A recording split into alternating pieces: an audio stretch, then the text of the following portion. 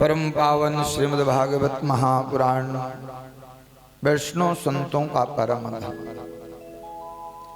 श्रीमद् भागवतम पुराण तिलकम यद वैष्णवानाम धनम यस्मिन् पारमहंसमेव अमलम ज्ञानम परम गीयते।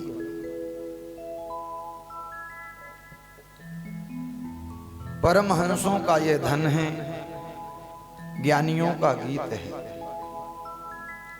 पुराणों का तिलक है श्रीमद् भागवत महापुराण। हमारे यहाँ 17 जो हैं वो पुराण हैं, लेकिन श्रीमद् भागवत ये महापुराण है।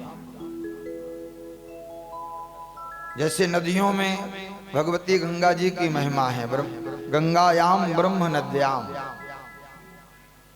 गंगा जी नदी नहीं है, भगवान के चरणों से निकला हुआ जो चरणोदक अमृत है वही गंगा जी है। तो नदियों में जिस प्रकार भगवती गंगा जी की महिमा है, उसी प्रकार से वैष्णवा नाम यथा शंभु। भगवान महादेव देवता नहीं है, ये महादेव है, ये परम वैष्णव है।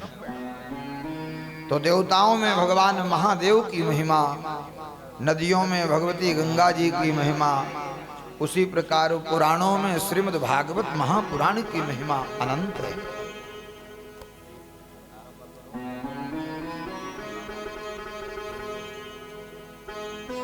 जीवन में जब भगवान की कृपा होती है और पूर्व का पुण्य उदय होता है, तभी ऐसा सौभाग्य भगवान प्रदान करते हैं। क्योंकि भगवान की कथा को भगवान की कृपा के बिना कोई श्रवण नहीं कर पा सकता। क्योंकि जो पूर्व के पाप हैं वो हमें भगवान की कथा में विक्षेप पैदा करते हैं। पाप भगवान से प्रीति नहीं होने देता। तो पुण्य का जब वर्धन होता है, भगवान की कृपा होती, तभी ऐसा संयोग बनता है। 6 दिन बीत गए, आज 7वां दिवस है, देखो पता भी नहीं चला। और सचदेवा परिवार के अथिक प्रयास के द्वारा, उन्हीं की तपस्या और उन्हीं का अपने पूर्वजों के प्रति भाव और प्रेम, उसी का ये फल है कि आज निर्विघ्नता के साथ हमारा अनुष्ठान पूर्णता की ओर है। नहीं कल काल है महाराज, बड़े विघ्न होते यज्ञों में। आचार्य जी से पूछो, कथई में परिवार में आपस में झगड़ा हो जाता, कई कथाओं में हमने देखा। लेकिन भगवान की बहुत बड़ी कृपा है, आप सबके पितरों का बहुत बहुत आशीर्वाद, क्योंकि उन्हें कथा सुननी, वो बैठ के सुन रहे हैं, इसलिए सबको एक बना के रखा है उन्होंने। ये बच्चों गड़बड़ नहीं करना, तुम गड़बड़ करोगे तो हमारी कथा में रस भंग होगा, इसलिए वो आशीर्वाद बनाए। और आचार्य जी भी आपको सुबह बढ़िया विधि विधान से देवी देवताओं का पूजन, गणेश दुर्गा आदि का पूजन कराते, ताकि हमारे इस यज्ञ में किसी प्रकार का कोई विघ्न न आवे। यही यज्ञ की सफलता का प्रतीक है। परम आदरणीय श्री सुखदेव जी महाराज गंगा के किनारे विराजमान कर्मयोगी सम्राट परीक्षित को श्रीमद् भागवत के माध्यम से भगवान का पावन चरित्र श्रवण करा रहे हैं। हम लोग भी अपने मन को लेकर के वहीं पर चले। सुखदेव जी कहते कि राजन, आसीद भीष्म को नामा विदर्भाधिपतिर्महान। परीक्षित, कल की कथा में तुमने श्रवण किया कि विदर्भ देश के राजा महाराज भीष्मक की कन्या हैं, जिनका नाम है भगवती रुक्मणी। और उन रुक्मणी जी का विवाह है प्रभु द्वारकाधीश के साथ संपन्न।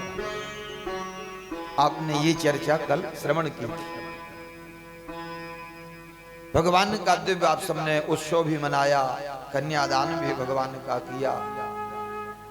ये सब परम सौभाग्य है जो लक्ष्मी नारायण सारे जगत को देते हैं।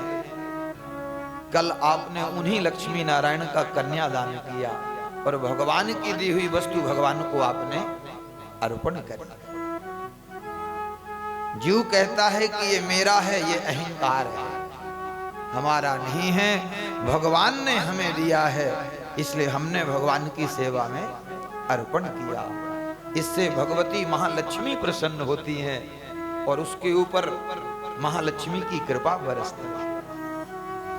और जो कहता है कि ये मेरा है, मैं दे रहा हूं, उससे तो लक्ष्मी जी रूठ जाती है।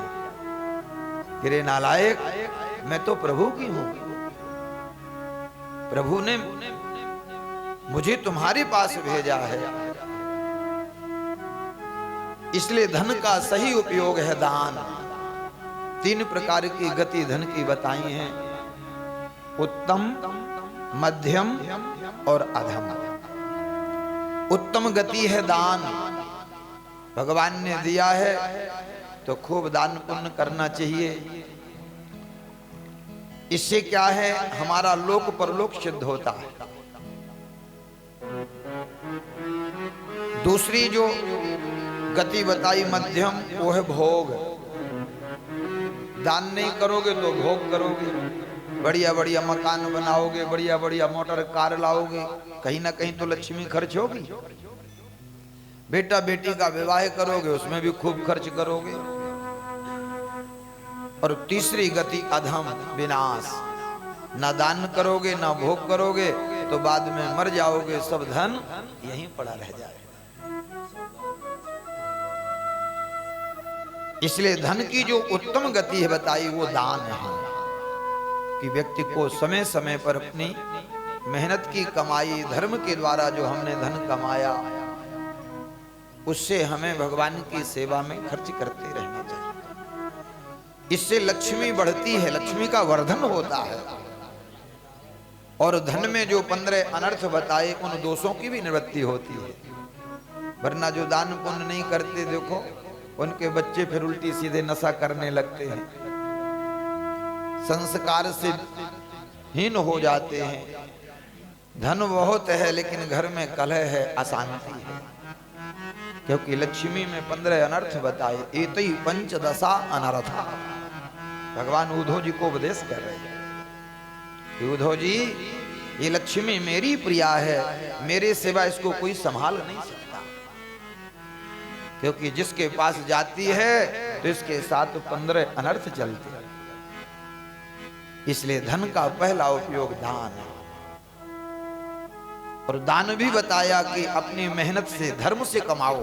क्योंकि 4 पुरुषार्थ है ना, धर्म, अर्थ, काम और मोक्ष। धर्म को पहले नंबर में रखा, काम को तीसरे नंबर में, अर्थ को दूसरे नंबर में। यानी पहले धर्म से, मेहनत से और धर्म से धन कमाओ, फिर उसको दान करो। बोलिए भक्त वत्सल भगवान की जय हो। श्री राधा रानी श्री